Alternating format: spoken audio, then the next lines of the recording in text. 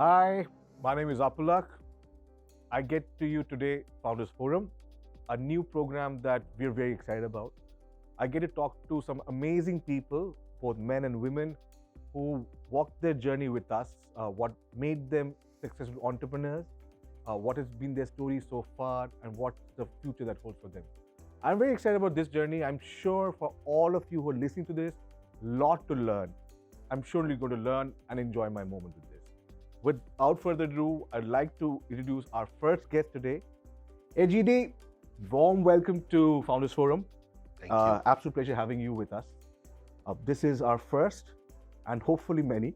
So you do the honors of being our first guest, and rightfully so, because you represent many new things that are happening in our country, right? You're a breed of entrepreneurs who've ventured into places that initially or earlier times very few used to. So it's been an interesting journey, and before I get into that, I'd probably like to know a little bit about you, GD, right? And I'll start with myself. I've been an analyst for now some time, but having said so, when I was a kid, the last thing that came to my mind was to be an analyst, right? Like every regular kid, I wanted to be a musician. I was a huge Boris Becker fan, so I wanted to be a tennis player. But as you can clearly see, I'm sitting in front of you. I'm neither a musician, neither am I a tennis player. I am doing what I'm doing. I love doing what I'm doing. What was it to grow up? What were I think very interesting that you said tennis and music because I did both. Oh, really? So I started playing the piano when I was 3. Uh-huh. And it was also the time when I think it was the sort of, what you would call Burma Bazaar in Chennai, which is where all the electronics came in. Right. And I think my dad found a smallish sort of keyboard. It was a Casio, one of the first ones to come in at that time. And he just brought it home and he left it there. And I think I started meddling with it. Right. And that became a bit more formal. So I started learning to play the piano. I was actually more interested in playing the drums because I used to listen to the Phil Collins song, In the Air Tonight. I still do. Yeah. And I remember, I think, we walked into a store and I saw a little small, I think it was a toy drum kit. And I set my eyes on it. And one fine day, I think it appeared, and I used to just keep playing the song and banging the drums to it again. You remember that moment in Hangover, the cinema? Yeah. When Mike Tyson waits for that? Yeah. It's that crescendo moment. Yeah. Anybody who loves drumming would love that moment. So I did, I think, a fair bit of music, and I started playing tennis also because I don't know how it started, but we started training until I had an elbow issue when I was in college, and then I just took a break. Right. But music's always been there. Right. Even now. Wonderful. It helps sort of. Any particular genre that you like? Not really, because I got into also composing for ad jingles at some point. You're a musician yourself? Yeah. Oh, wow. So because of that, I think, and a lot of theater training as well. So sort of, I've never stuck to a genre because I think that's how briefs come in, right? Yeah. You can get a brief And in actually, any way. Anybody who likes music can't be stuck to a particular genre. Yeah. You like everything that it appeals to you. Yeah. So I don't really have, when if you probably ask me what my favorite is, I wouldn't know. The top one. Yeah, because I would probably listen to anything, and I wouldn't care so much about, it's not my favorite artist, so I wouldn't listen to it. So it's not like that. I'd like to discover it. But yeah, now it helps me sort of, maybe once in a while I take a break. That's how music is right now for me. Lovely. But yeah, I mean, grew up in Chennai, born and brought up, in fact. And I think from very early on, exposed to the kitchen. Right. I think as a kid, I spent a lot of time there. And I think somewhere when I was young itself, I started experimenting a little bit just to see, maybe it was just me being inquisitive or whatever. Right. But I guess like you, I never really imagined that I would get into, the food business. I was always passionate about getting into FMCG. Really? I tried the cat twice. I tried my cat twice. I never really got in because I don't think I was academically intelligent. So I couldn't make those cutoffs or whatever. And then I said, you know what? If it doesn't happen, it doesn't happen. So I guess somewhere it was just the all of this culminating together and saying, you know what, screw it, I'll do it myself. Wonderful. And I guess that's how VS Money happened. But tell me something. That's my second question actually. So when you speak to any foodie, one dream that everybody harbors, including myself, is to run a restaurant one day. Yeah. Because and contrary to the popular belief, running a restaurant is probably not as easy as eating food, right? So, what led you to VS Money? What was that eureka moment? You're a marketing professional, you're an advertising professional, right? You said you've done many things in the past. What got you to VS Money? No, so I think when I joined Web Chutney in late 2015, early 2016, I was tasked with growing brands that were not Flipkart, because essentially, that was our bread and butter at that point. Right. And that in a way was great, because that led me to, Swiggy and IKEA and Britannia and Tanishq and all of these brands. So I guess over that sort of 4-5 year window, I got the opportunity to work on these brands. Like Swiggy, for example, was, I think, their sixth month was when we came in. Ah. So in a way, I think early days. Yeah. So in a way, I feel like we can take a little bit of credit for having built the brand, to where it is today. So if it's a household name, right, I feel a little bit proud that we had some small role to play in it. So I guess closer to 2019 or something like that is when I felt that you're doing this day in and day out for other founders. Why am I still not doing it for myself? So along the way, I did have multiple ideas. Probably one each year.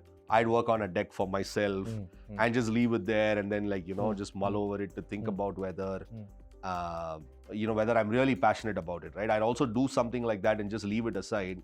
And if I'm able to revisit it, then I feel like it's something that I still would like to do. But some of those ideas I really didn't sort of go back to. I sort of left them at where it was, just on a piece of paper. But I think this was closer to 2019 when D2C was was picking up. Not that I ever wanted to build a D2C business, but the idea of founders just coming out there, building something, putting it out there, that seemed more exciting to me than the format. So let's just put it that way, right? Okay. And like I said, this whole consumer business space has been very, very interesting to me. I feel like it's a very, very difficult business, because you're essentially trying to get someone to use you day in and day out. It's not like not a piece of... Not to mention the giants who are already there in business. Yeah. The other thing is that it's also, a VC ecosystem sort of expects you to do something that the giants have taken 30 years to do in a country, right? So, so all this seemed exciting. I guess the way the ecosystem was generally shaping up seemed exciting. Why VS Money and Co? No, so you're known for your coffee decoction. Yeah.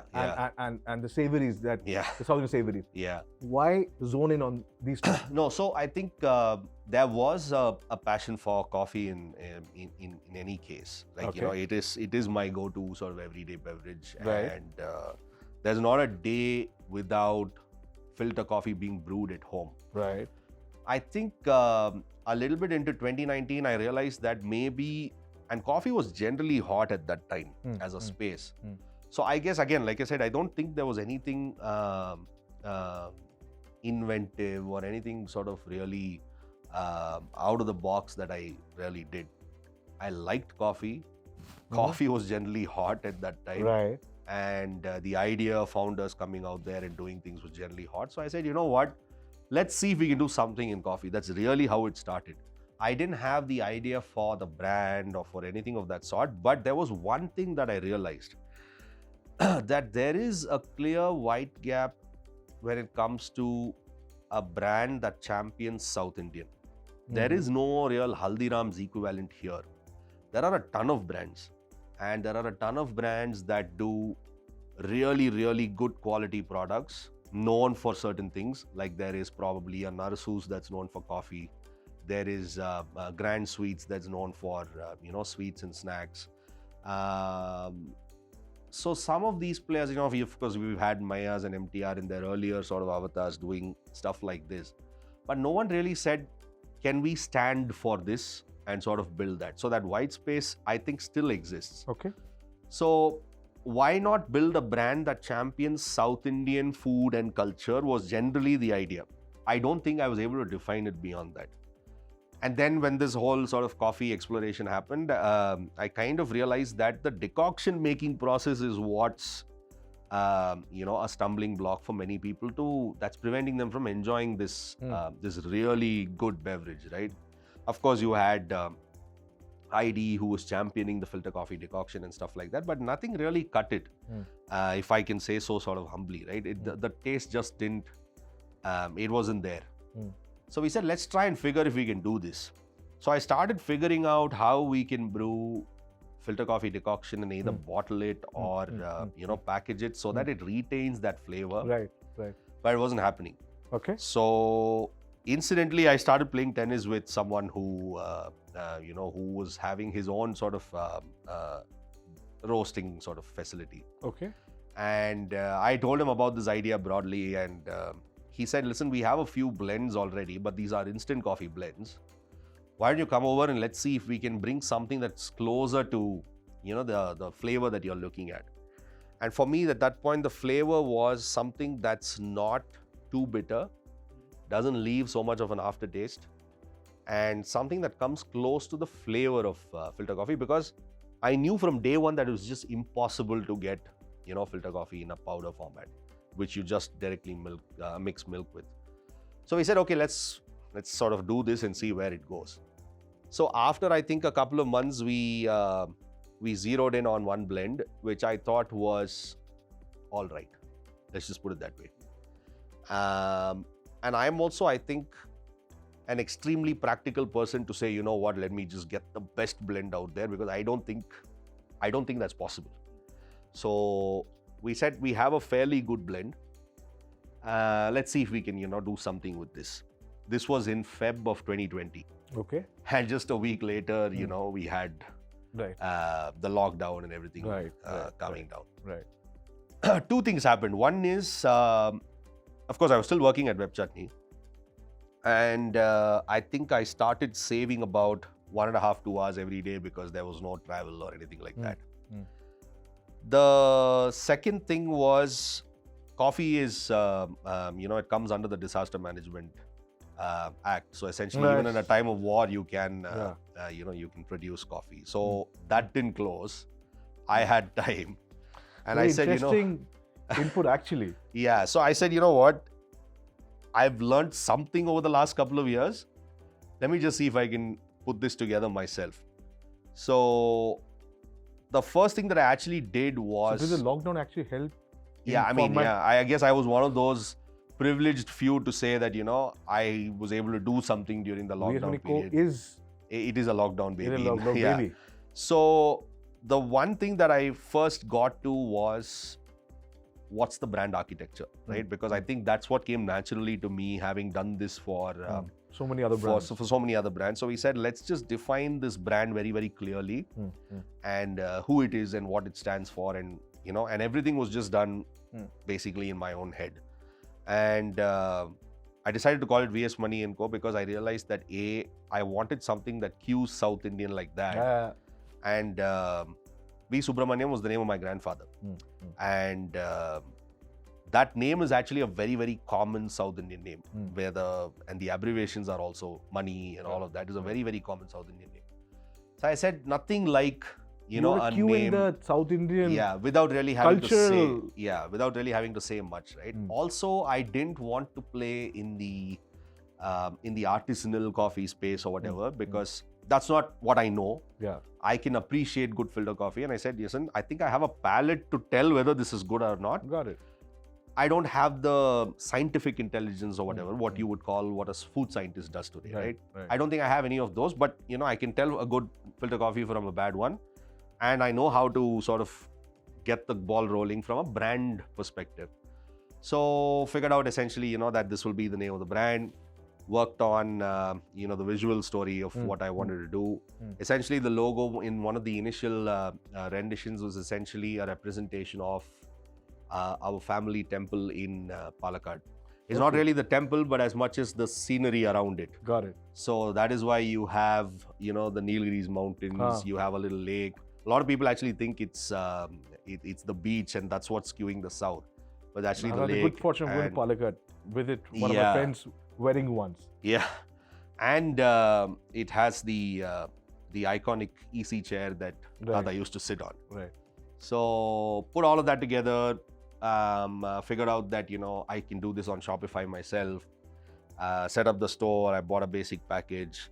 I realized that, it was much, the tools are there today, right, for you to like really figure something out. So did most of the design myself, wrote out whatever I could. I took some help here and there. And again, I think that's the good thing about also being in advertising, right? That you know who the right guys are for all of these things. Right. So, and if we are clear with what the brand is and what the brief is, these guys, their job becomes easier. Then so execution becomes easier. Yeah. So they helped with a little bit of these things. So I just entirely put everything together. And around, I think, April or May was when production in Gujarat sort of kind of opened up, because I was looking for someone to supply the packaging material to us.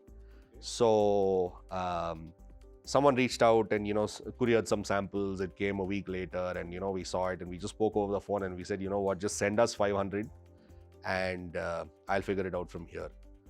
There was a printer sort of right in my backyard, essentially. So in Bangalore, I live in Rajaji Nagar, which is essentially where it has a lot of the industrial units around it. This printer was obviously, sitting at home most of the time. I sort of Googled him and I called him and I said, listen, I have this, what I think is a dumb idea, but, if you're interested, would you be able to screen print them for me? Because, I knew that was an easier way to get it done. He said, my unit's free, I'll get it done. I can I can run it and there's no issue right now. And I'm the only one, so I'll do it myself. So I sent him the design and he gave me 500 covers. I gave it to this friend who I used to play tennis with, and he just packaged the 500 packs of coffee and he sent it home. So whatever, I paid cash for it up front. The website's there, the stock is there. Was that a decoction or was it powder? This was the powder. So this was the compromised product, essentially, right? Yeah. The decoction we still couldn't figure. Yeah. So I was still, in a way I was like, okay, we have a good enough product. And I think that the brand has, some heart to it. So I think this was roughly now, June 29th. Okay. And it was like, I think about 7 in the evening. And June 29th? Yeah. So all of this essentially happened. My daughter was born on 29th. Oh, super. That's why.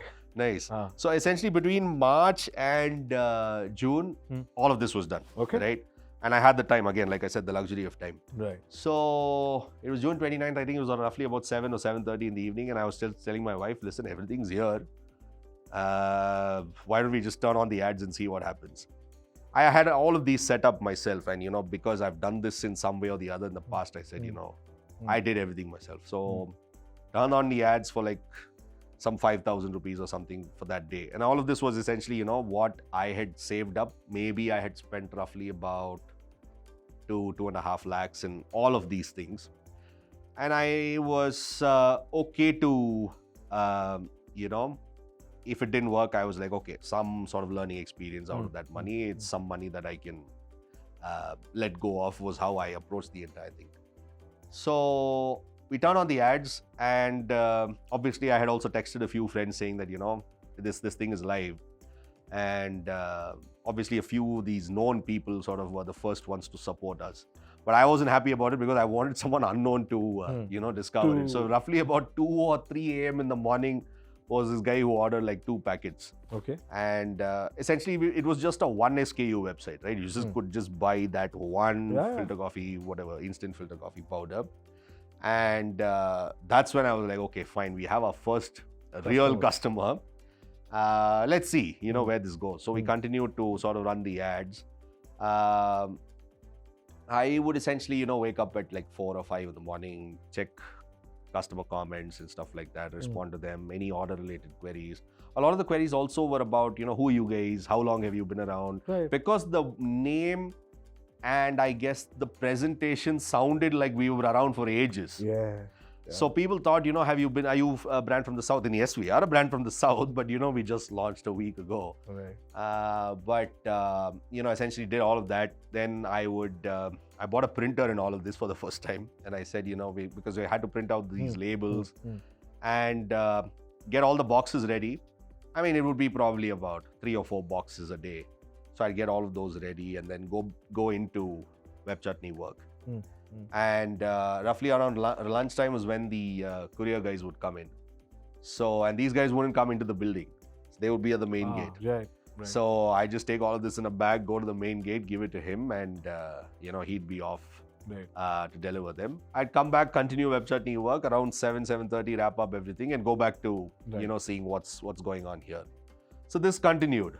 This is essentially how it all started. Wonderful. In a way. Very interesting. Tell me something. You spoke about how you decided to get into D2C business. I mean, no, yeah. In a way, as in how D2C, the space inspired us more. Exactly. Has it never occurred to you? And then I have a follow-up question to that. Is you've had some sort of success, if I may say, in doing what you're doing now.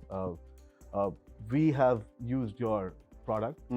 I can tell you, on your face, I like what I have had. Right. We've also had the savories, but the point is, has it ever occurred to you that since you somewhere you conjured the South Indian culture when we think about Bees Money and Co, and that's where the products and the decoction comes in, going the QSR route, because we've seen company like I think Hati Coffee and in tea you have Chayos, right, or Chai Point. Yeah. Has it ever struck you that you be going beyond the FMCG route? This could be a potential area of exploring business. Yeah, I mean, I think in retrospect, I think we can say some of these things that that QSR could be interesting and all of that. But I think when the original thought sort of came in, it was about trying to crack something in FMCG. Okay. So I think that part I was very clear about. I guess it was also a little bit of that pent-up emotion about not being able to get into a levers or wherever, Got right? it. So let's just say that part was very, very clear. But when we sort of, worked on the sort of the brand, the architecture of the brand, and the real story behind everything, I knew that somewhere this could have legs in different places. Right. It could be in the restaurant space. It could be, like you said, in QSR, the Chai Point for filter coffee and all of that, right? But we decided to go the FMCG route because we said that's something that we know how to do to some extent, right? Not that we knew anything maybe about. of the given choices, the easier one. Yeah, possibly the easier of the two. But again, if this pandemic didn't happen, I feel like I might have just taken the traditional FMCG route and gone to the store. Right. I think because of the circumstance, then we said, let this be D2C. And therefore, the website came first. And in a way, for the first 2 years of our journey, it's been very, very online led. Along the way, what we've done is we've done some events where we like to bring customers to sort of, experience the culture. And that's been, I would say, our way of trying to dabble a little bit with, we call it QSR or, this sort of restaurant format of serving food, hot food. But I don't think it's something that we want to do, at least today, full time. But that's it could be experience led. It could be something for, brand awareness maybe, but we're very much focused here. Tell me something. I mean, you may not necessarily have the answer to this, but this is a question that comes to my mind when I have coffee. When you think of coffee, there are two spectrums. At one end of the spectrum, you have these Darshini kind of hotels, where they serve filter coffee, tasty filter coffee for about 20-25 bucks. Then you have these really established global multinationals like Costa Coffee and Starbucks and homegrown cafe coffee days and baristas, where a cup is not less than 150, 200 bucks. Do you feel in India we still have this sweet spot, right? Which is not so cheap, neither so premium, where you probably have a cappuccino or maybe a filter coffee, I don't know, that depends on your preferences, which hovers around 75 to 100 bucks. Why don't we see that right now? What's the reason behind that? So I think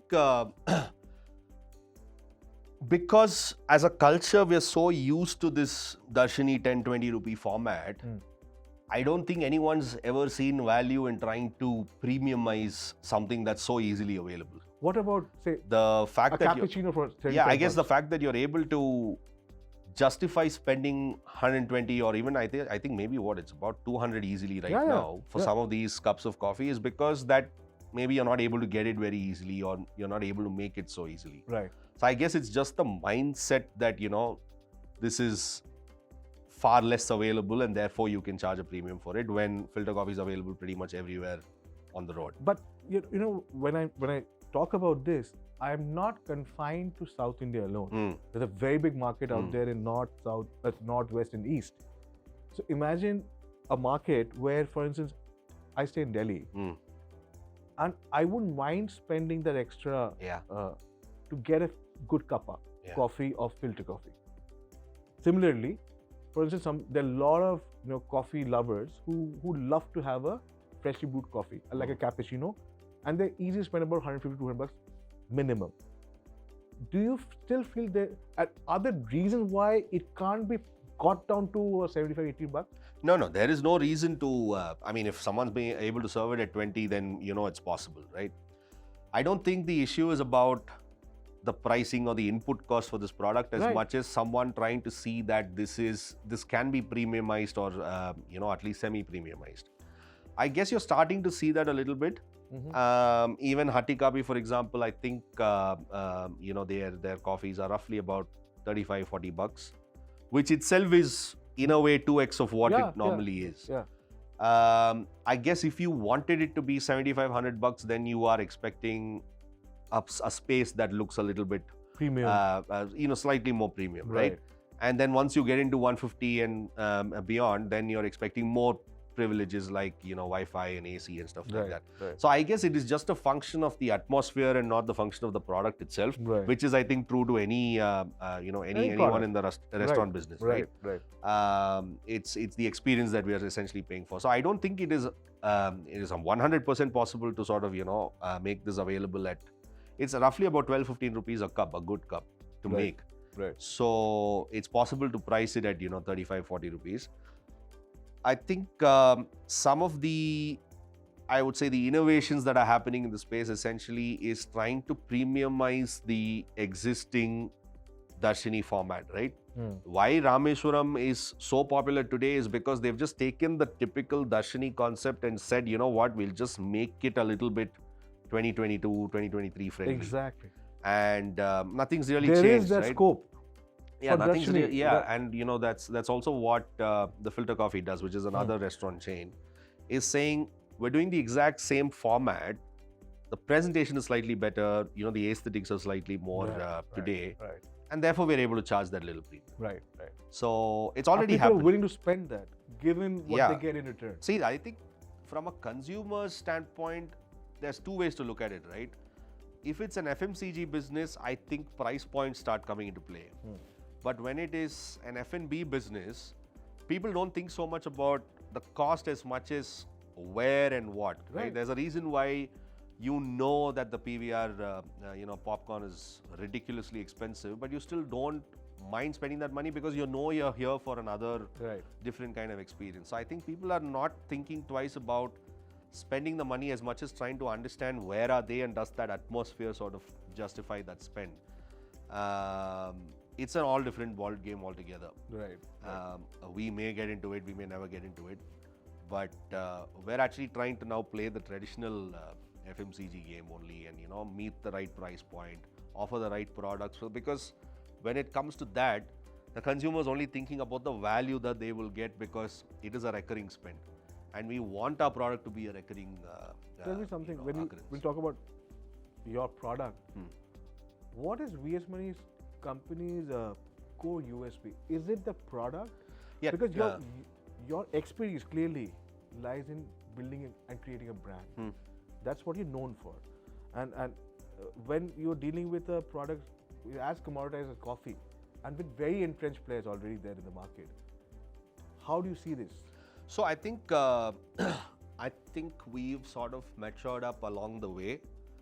When we had started in 2020, essentially, I would say we were zero product and 100 brand, right? In that sense.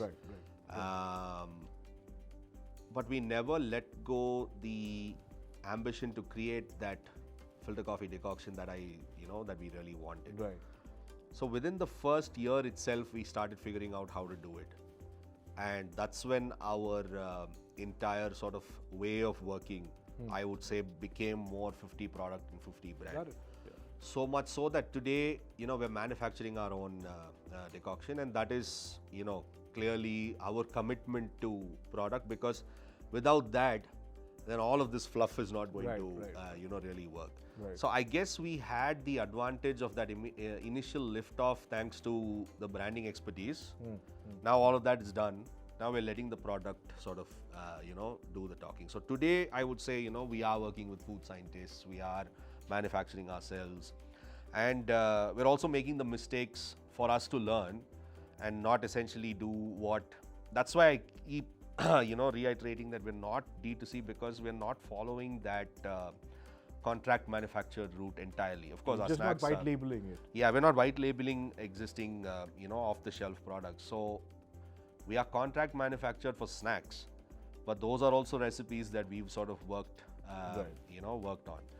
But there's not wanting to get into snack production is a capex call. Right. But getting into coffee production is clearly a call for us to say that we want to have that, the expertise and the backward integration. Also a business decision for the long haul. Yeah. Right. Yeah. Tell me something. I'll pivot to a very important element of your journey. To people who've seen that particular episode, Shark Tank episode where all the three of you came, garnered obviously many eyeballs. I mean, people like me got to know about you because of that. Sure, I'm being very honest. Otherwise, how would I get to know someone like you? Yeah. What did you learn from that? A, and again, honestly asking you, did it help in making you who you are today, or there are challenges in appearing in a show like Shark Tank? No, so I think we obviously looked at Shark Tank very strategically, and there are also certain factors to consider as far as our participation was concerned, right? A, we already had raised an angel round prior to our appearance on Shark Tank, and Anupam was already an investor with us. Okay. So the participating in itself was a little bit of a in our heads at least, it was a bit of a conflict. Right. So but we still went ahead with the entire process, and we played a fair game. But going into Shark Tank was entirely because we wanted the mileage from a visibility standpoint. Right. We didn't go in there to raise funds. We went in there to get that visibility and be discovered by folks like you. And at the end of the day, it is a television program. It has tremendously more better reach compared to it doesn't work as a deterrent, but there are a lot of aspiring people who probably are listening to this. Yeah. Because one may see a show like Shark Tank as all fluff and no substance. How do you see that? Because so I tell you what, I think to be fair, it is a transparent sort of everything that happens inside the tank is true and fair. Okay. And whatever conversations the sharks and the founders have are real conversations. There's no real hanky panky in all of this. I think a brand or a founder needs to be aware of whether he wants Shark Tank and whether he wants Shark Tank and for what purpose. Right. So in our case, I would say if you are a brand that's already raised funds, technically a Shark Tank doesn't make any sense to you, because the valuations on Shark Tank and the way the deals are done are very, very different from how it could possibly be done outside. In real, because you're also paying the media exposure price there. But if you are a brand that's really not raised any capital, then I'd say whether you get the funds or not, it's also just a great platform to be, seen and discovered. So I think the call needs to be about whether you want this for the money or you want this for the, for the visibility. We saw that with a couple of brands even in our season, right? And even if it was a struggling brand, what they needed was that little bit of visibility because they, probably they had a great product, and for whatever reason it didn't work out. Right. But things can get turned around. Right. So Perfect. in our case, it was just a, it was a visibility call. I mean, offline we never really took the funds. But of course, we said yes on, on the show, and that was just a call that we took at that point. But later on, we realized that maybe it's not something that we want.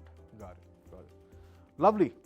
GD, I have a few questions, quick questions then I'll wrap the discussion.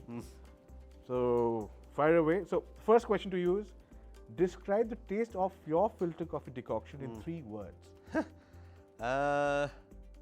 Extremely flavorful and authentic. Yeah, those are 3 words, I guess. Perfect. Extremely flavorful. Okay. Yeah. So the second question is, if Lay's is equal to no one can eat just one, what is waste money equal to? Also, no one can eat just one because I think we are proof of the pudding. Okay. Whenever we have, our products in front of us, we're just like constantly, the hands keep going there. Wonderful. This is more to do about your savories. Yeah, the snacks. Yeah. Right. Okay. Third question, an exotic or unusual ingredient from South Indian cuisine that you believe has immense untapped potential. I don't know if we have something like this untapped, because the thing is that, see, a lot of these spices are grown here. And we've probably dealt with them for generations, right? Right down from Sri Lanka to Kerala to wherever these are grown. We've been always using them. Right. So I guess the only way in which it's probably untapped is like in the way it's being marketed. But a great example is, I guess, what's happening to turmeric, right? Right. And the medicinal benefits and the way in which it can be utilized. So I guess if you found an interesting way to utilize it, then you can call discovering it.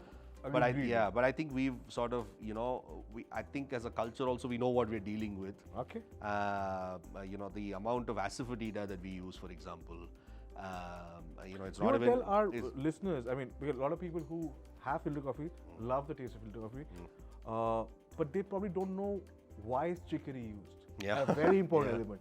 And can you tell us why chicory is used? No, so I think, historically it was used as a replacement for coffee, right? This was again during the war time and stuff like that, because coffee wasn't available.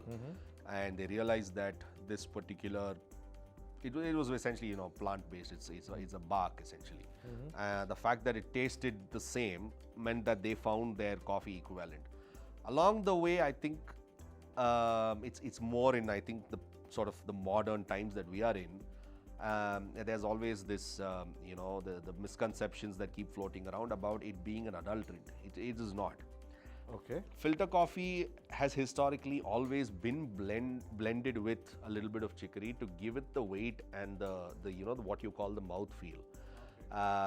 If I brewed, let's say, 100% Arabica in a traditional filter, I would get something that is way more watery than when I added, let's say, even 15 or 20% of chicory in it. Got it. So it just adds to It's the the body. consistency, the volume. It's what's giving it the consistency and the, it also adds a little bit to the flavor. Right. So it's not, yes, there are a lot of 100% coffees out there today, and, a lot of brands championing that. But there's actually nothing wrong with having a little bit of with chicory. chicory. So, you're not spoiling your health or whatever Wonderful. by doing that. My next question, one Indian snack which has a potential to be a global phenomenon.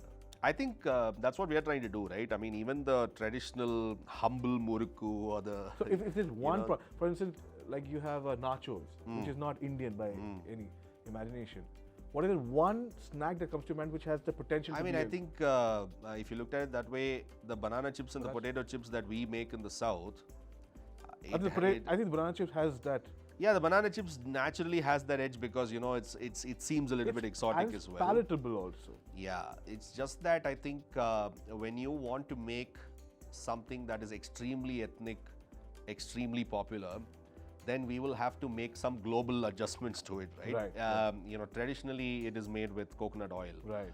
It's not a flavor that everybody enjoys. Right. So if you had to really put it out there, then we might have to make some tweaks. Got it. Which I think is fine, because at the end of the day, it's like what happened to... You're not exactly compromising, you're just adjusting to a bigger mass. Yeah. The other way to also look at it is like what's happening with silk saris, for example, right?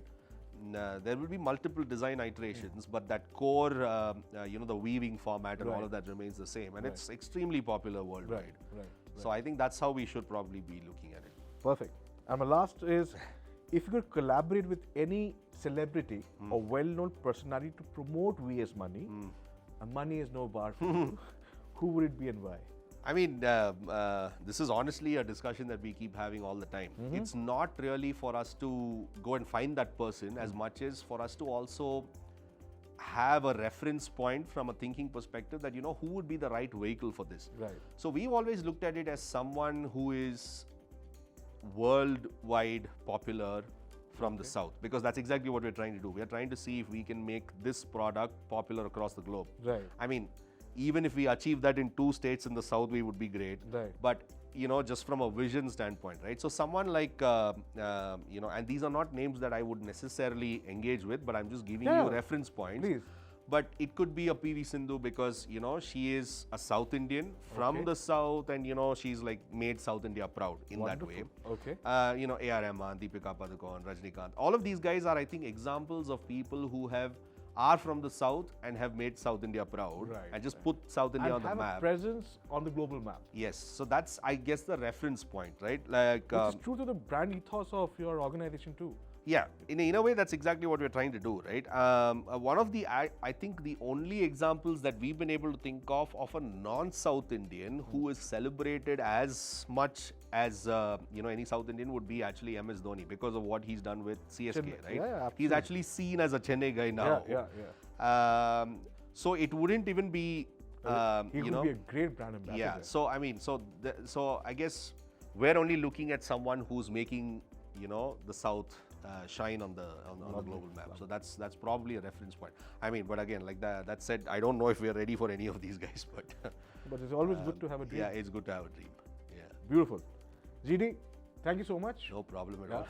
Long conversation, but it went like a jiffy. Thank you so much for your time. I hope it wasn't boring. It wasn't. It wasn't. If it wasn't about time duration, I would have probably gone and on and on. Very interesting conversation, very interesting journey, and wishing you the very best. Thank you. Thank you so much. Thanks for having me. Pleasure. Thank you.